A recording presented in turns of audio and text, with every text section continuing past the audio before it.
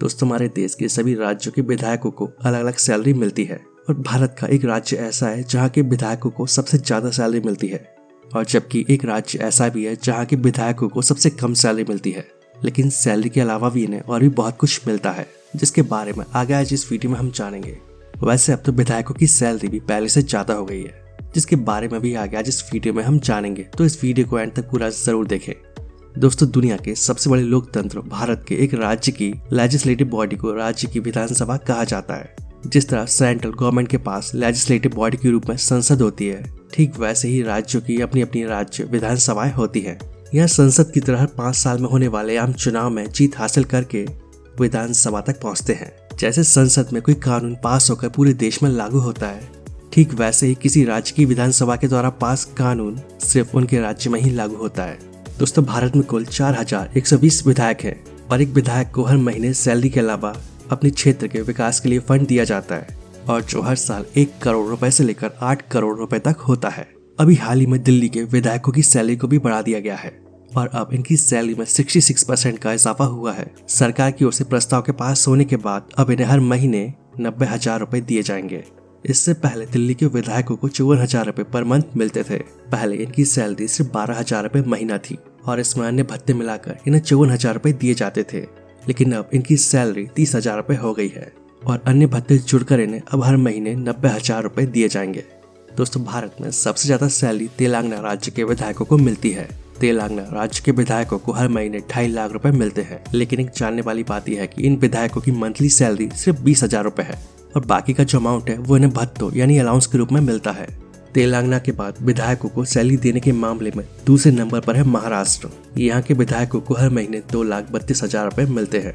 मध्य प्रदेश के विधायकों को 1,10,000, उत्तर प्रदेश के विधायकों को 1,87,000, राजस्थान के विधायकों को 1,42,000, हरियाणा के विधायकों को 1,55,000, पंजाब के विधायकों को 1,14,000, गोवा के विधायकों को 1,17,000, कर्नाटक के विधायक को 98,000, आंध्र प्रदेश के विधायक को 1,30,000, तमिलनाडु के विधायक को 1,05,000, बिहार के विधायक को 1,30,000, उत्तराखंड के विधायक को 1,98,000 और बंगाल के विधायक को 1,13,000 रुपए मिलते हैं। ऐसी कुछ राज्य और है जहाँ के विधायक को सबसे कम सैलरी मिलती है।